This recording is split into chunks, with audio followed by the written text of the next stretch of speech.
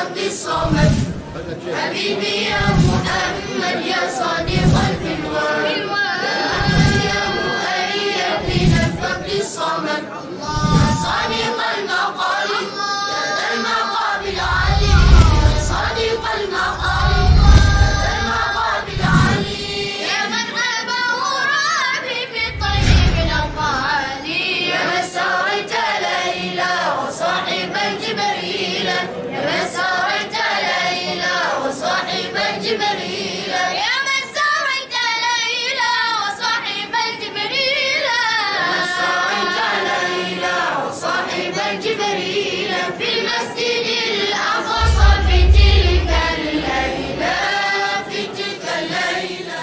Assalamualaikum warahmatullahi wabarakatuh. Alhamdulillah, nahmaduhu wa nasta'inuhu wa nastaghfiruh wa na'udzu billahi min syururi anfusina wa min sayyiati a'malina. May yahdihillahu fala mudhillalah wa may yudlil fala hadiyalah. Wassalatu wassalamu ala Rasulillah sayyidina Muhammad ibn Abdullah sallallahu alaihi wasallam wa ala alihi wa sahbihi man wala. Amma ba'du. Spirit Isra Mi'raj, hadiah Tuhan untuk kita. Pemirsa yang dimuliakan Allah Subhanahu wa taala. Pada kesempatan kali ini kita akan meneruskan pembahasan seputar fasilitas Allah yang diberikan kepada baginda Rasulullah Muhammad sallallahu alaihi wasallam ketika Allah menjemputnya untuk menghadap ke hadiratnya. Pemirsa rahimakumullah. Subhanallah, Maha Suci Allah. Allah menjemput baginda tidak hanya dengan sekedar menyiapkan buruk, tapi juga ada fasilitas yang lain berupa pelayanan, servis, dan akomodasi. Subhanallah, patut kita renungkan bersama bahwa sebenarnya servis dalam hal ini adalah khaddam, yakni malaikat, 3 malaikat. Maka Jibril, malaikat Mikail bersama malaikat Israfil menjemput baginda Rasulullah Muhammad sallallahu alaihi wasallam dan dibawa. Ini adalah satu keseriusan Allah untuk benar-benar menghadirkan baginda Rasulullah Muhammad sallallahu alaihi wasallam, sehingga Allah perlu mendatangkan 3 malaikat untuk menjemput baginda. Kemudian alhasil, singkat kata, Rasulullah Muhammad SAW dibawa oleh 3 malaikat. Namun Allah menyuruh 3 malaikat ini untuk membawa baginda berhenti di beberapa tempat, atau istilah zaman sekarang diberhenti di beberapa fasilitas Allah yang lain, akomodasi, ada hotel, ada villa dan semacamnya.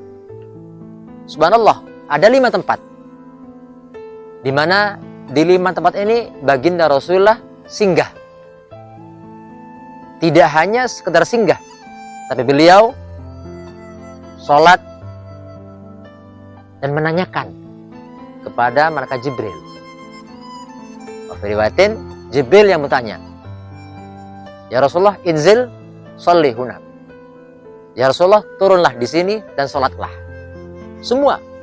Pertama adalah Rasulullah turun singgah di tempat yang bernama Thaibah. Yang kemudian tempat ini adalah merupakan tempat hijrah kelak baginda Rasulullah Muhammad SAW. Yang kedua, Rasulullah singgah di Madian, tempat di mana Rasulullah Nabi Musa alaihissalam singgah istirahat setelah dikejar oleh pasukan Fir'aun. Ketiga adalah beliau singgah di tempat yang bernama Tur Sinai. Dan yang keempat, beliau singgah di tempat Baitul Lahmin, atau orang sekarang menyebut Bethlehem, di mana Nabiullah Isa alaihissalam lahir di situ. Dan yang kelima, beliau singgah di Masjid Mulia, Baitul Maqdis. Nah, Allah melalui para malaikat Jibril, Israfil, Mikail menganjurkan agar Nabi singgah dan sholat di situ. Ini apa artinya? Pertama, bahwa Allah seolah memberi sinyal bahwa nanti perintah sholat yang akan diterima oleh baginda Rasulullah Muhammad SAW adalah 5 kali waktu sholat. Yang kedua, bahwa bagaimana Rasulullah, bagaimana Allah mengajarkan kepada umat manusia, lebih-lebih kita umat Islam, melalui ajaran baginda Rasul untuk bertabarruk, untuk mengambil berkah di tempat-tempat para solehin, atau istilahnya tabarrukan bi'atharis solehin wa manazilihim.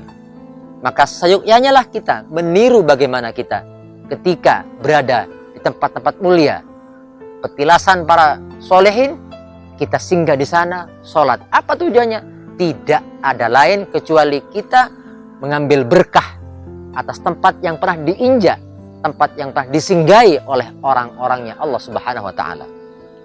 Maka dari sinilah kita patut meniru peristiwa Isra Mi'raj ini melalui proses-proses dari awal hingga pada akhirnya. Para pemirsa yang dimuliakan Allah Subhanahu wa Ta'ala, maka setelah ini beliau lalui Isra, maka barulah kemudian Rasulullah di-mi'rajkan, dan di situ akan ditemui beberapa fasilitas yang luar biasa, hingga pada akhirnya Rasulullah datang menghadap kepada Allah Subhanahu wa Ta'ala, dan lagi Jibril masih menemani. Namun pada batas-batas tertentu Jibril tak lagi sanggup menemani baginda Rasulullah Muhammad SAW untuk menghadap Sang Khalik. Maka disinilah pertemuan antara Al-Habib dan Mahbub berlangsung, sehingga pada akhirnya Rasulullah menerima perintah sholat waktu.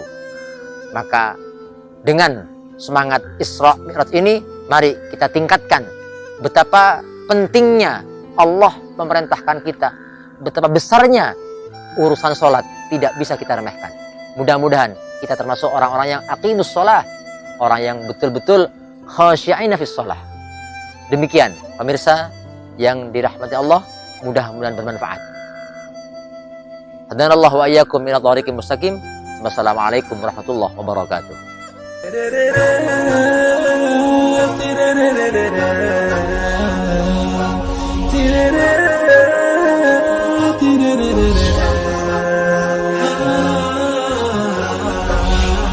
Jangan lupa like and subscribe video kami.